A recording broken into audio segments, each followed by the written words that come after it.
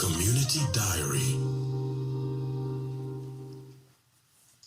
Tebogo, welcome to Power Weekend Breakfast.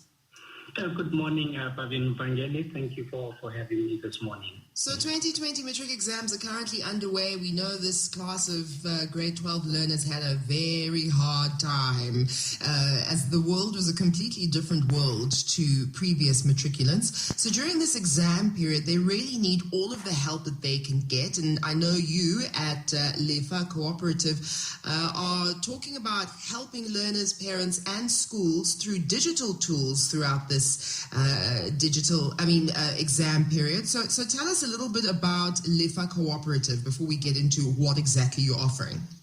Okay, thank you for the opportunity. So Lefa Cooperative is a social enterprise that was born officially around 2012, but we started doing work in the community or some pilot work around 2014. And that happened on the back of what most people might remember as the Gauteng Department of Education first deploying tablets to schools. I'm sure some of us might remember that. Yes. And so what we also had at that time, Pabi, was that in Tshwane specifically, which is where we have a stronghold, we also had the advent of the Tshwane Free Wi-Fi project being rolled out in 2014.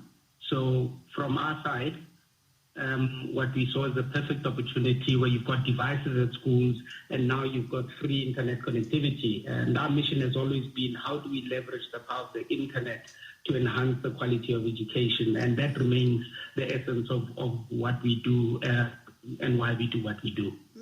Very interesting. I wanted to ask about how you're preparing these kids for the fourth industrial revolution as well as the digital economy. In fact, take that question, but I wanted to ask about this free Wi-Fi because it just popped to my mind. Does Tshwane still have the free Wi-Fi?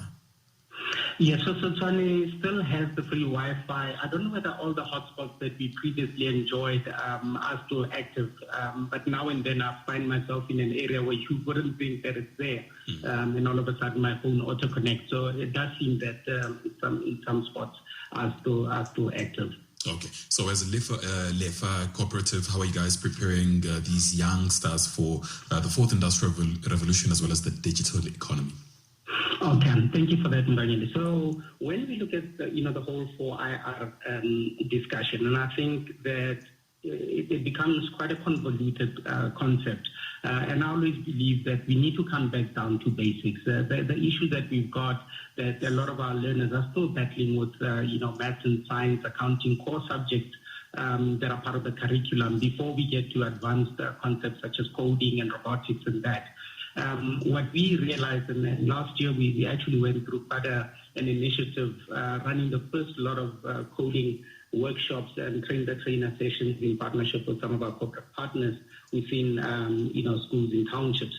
But what we saw is that, at the core of our education system, the core subjects are still an issue. And how do we leverage technology to provide support for those subjects so that when we get to the more advanced, concepts, that at least our learners are on par with their peers that are more fortunate or attending more privileged schools. So we leverage now technology or digital platforms that are easy to use off of a mobile phone to provide support for core education. What are those core competencies that are necessary? Okay, so we believe, subjects such as math and science obviously assist learners to think analytically and adopt a creative problem-solving capability. So those are what regularly punted, as essential subjects, math and science.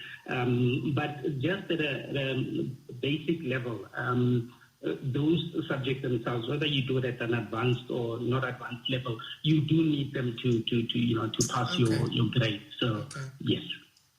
And I saw that, there's a study recently that ranked South Africa 75th out of 76 countries in that recent OECD report. Looking at maths and science results, what was also observed is that very few learners who enter grade 1 are likely to matriculate, and even fewer will qualify for higher education, so they're unlikely. And I remember also sharing the stats, only 10% of those who enroll into grade 1 will only make it into a tertiary institution of learning, which is, it's ridiculous. How do we fix that?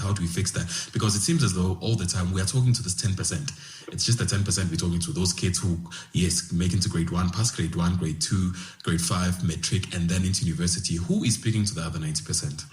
So, Mvangeli, you've gone to the heart of the matter, truly the heart of the matter, and I'm very passionate about this particular aspect, is that, the reason I went into the work that we do, and the reason a lot of my partners that I work with are involved, is that I'm a parent. And while my children may be part of the 10%, the rest, the vast majority of my friends and family are the other 90% Sure. that are affected by the social injustice. And, the hard lockdown showed us exactly what happened and some of the core issues that we have with regards to providing quality ongoing education to our kids.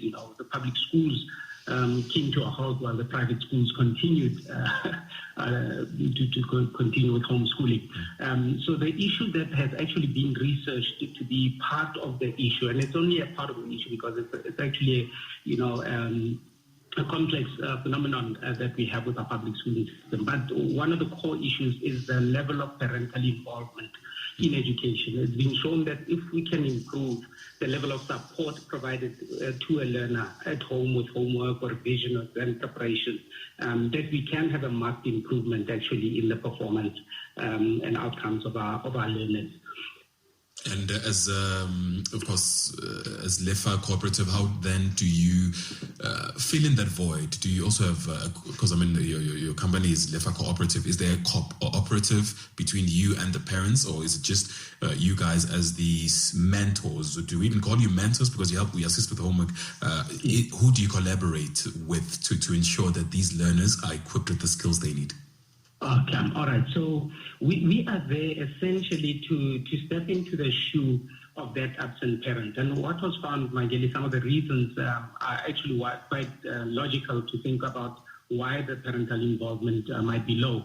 To give you an example, most of us were celebrating the fact that, during the lockdown, we had certain people that are still providing healthcare, policing, that we can go to the shop and buy goods and so on. Essential workers, right? So we give them a name, they're essential workers. But then those are real people with real children. So while they are out there, patrolling the streets, who's supporting their kids at home? So our Velle program, which stands for Virtual Educator-Led Learning Experiences, very long word, so we simplified it, Velle. Essentially provides what we call a facilitator, and that becomes sort of, the person who steps into the parents' shoes. They are available on a mobile chat app, Telegram Messenger, and our learners are able to quickly join a support group and be able to say, listen, guys, I'm having an issue with this particular concept or this particular problem that I'm trying to work through, and somebody on the other side, which is a Velle facilitator, then assists them through that. It's very interesting. I'm putting a tweet up now about bridging the gap between tech and your children, right? Because I do understand the absenteeism of some parents is, physical absenteeism out of necessity. But do you also find that a lot of parents, older generation, don't actually know how to use much of the tech in the first place? And how do you teach what you don't know? Yes, absolutely. So one of my colleagues was actually telling me the other day that she was having an issue, with her phone. I don't know what she couldn't do on the phone. And she was talking to somebody on the phone, and they said, just hand it over to Katlego. Katlego is a 5-year-old. He'll show you exactly what to do. So the problem is actually in reverse. I don't worry about... if I talk to a lot of our educators, for example, Pabi, they refer to themselves as BBT. I don't know if you know what that stands for. Born before technology. So they say, don't come with these things of yours. We are born before technology. We work with books and paper. Yeah. But most certainly we need to move with the times, right? And it's a simple concept, and sorry if I'm overrunning the topic. No, go ahead. Simple Concept. So when we speak to parents, Pabi and Mvangeli, and we address them at various parent-teachers meetings to conscientize them that it's not that complex. The minute you say digital, people think it's complex. But meanwhile, they're busy, doing something on their phone, whether WhatsApp and so on. And I ask, any parent to say, when a child comes back from school and they've got an assignment or project and you don't know what to do, what do you do? Oh, of course we Google. You know what I mean? Yeah. So we're already using those tools towards that end. It's how do we become more structured and more productive in the use of these tools. I mean, it really is such a beautiful bonding opportunity, actually. If we all start looking at tech rather as something that can build us and join us together rather than something that's intimidating, it really can shift a lot because we need it. We really do need it. So how do you structure your programs for these matric learners? How does it actually work on a day-to-day basis? Okay, so we joined a campaign known as the 21 Acts of Goodness, which was launched by Old Mutual Foundation that focused specifically on matric class of 2020. So we were asked to say, guys, this program of yours looks like it's something that is scalable, so we can run it nationwide, and it's easy to connect to, so we adopted it that way. And so what we focused on for matric class of 2020, we continue to focus on it. We've got facilitators as we speak that are providing support to our learners. And what we focused on is working through past papers. So our facilitators on a daily basis will put out the past paper, a certain problem, guys, please tackle this. And then, the learners go through it and you get that peer support group also going, some learners helping others. And we work through it that way. The other way is that the learner themselves, have got a concept that they're battling with. They post it up on the group, and essentially the facilitator assists to help them work through it. How do people register? So it's quite easy. What we advise is that if you just SMS the word LEFA, LEFA, to 43366, then you will receive a return SMS that's got the links to the support group, to our website, as well as our WhatsApp number, so you can contact us that way to get the support. So the number is 43366. Yes, just and the word SMS LEFA is important, so the SMS must start with the word LEFA. LEFA means legacy or inheritance. Inheritance. Yeah. I love that. Yeah. Tell me quick. Yes, go ahead. Oh, sorry, Pabi. So the reason, in fact, we chose that word is, as a parent, I could sit back and watch the inequality and the poverty and the unemployment, and that would be the legacy that I leave for my kids. And for most parents, the reality we need to wake up to is government can't do it all. Yeah. We need truly, contact between communities, corporate, and government to get this thing addressed at scale. Tell me quickly, teachers are also involved in this, right? Yes, so teachers, in fact, in this particular campaign, we didn't have enough time to be able to connect with them. And I think you'll agree that, they've been inundated with ensuring that they get these kids through as much of the curriculum as they can. So they really didn't have the bandwidth, to be honest, to get truly involved. So we tried to partner with them to say, bring your learners, just get them on board, and our facilitators will assist. So our facilitators are almost an extension of the educator to relieve some of that, that burden that sits on the educator to get through the work. Yeah. Oh man, what an interesting time to be alive. Absolutely. Yeah, really, really fascinating. I know that you do online homework support, you do all sorts of support, so make sure that you find it, those details again, to send the word LEFA and get yourself registered. 43366. Yes, and our website is lefa.africa, so you can get the details there as well. Okay. No, thank you so much, LEFA. And I'm even calling you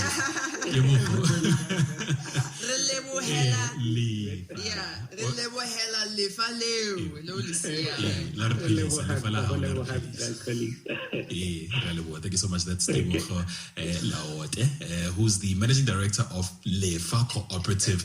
They provide online teaching, really. They are teaching because, we can't reserve teaching, especially to teachers only. Like I say, parents must be involved. The community must be involved. We must be involved, as we are here on Power Weekend Breakfast. So 1 + 1 is 11.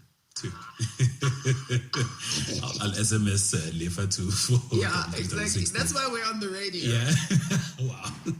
So make sure that if you need assistance, know someone who needs assistance, get in touch there with LEFA Cooperative, and they'll certainly be able to assist the young ones. I remember when I was studying, I never got help, really. I always did it on my own. And that's why I got the marks that I did, really. I was able to get A's into university. I feel like I would have gotten A's. I was able to get just C's because I always just wanted to do it on my own.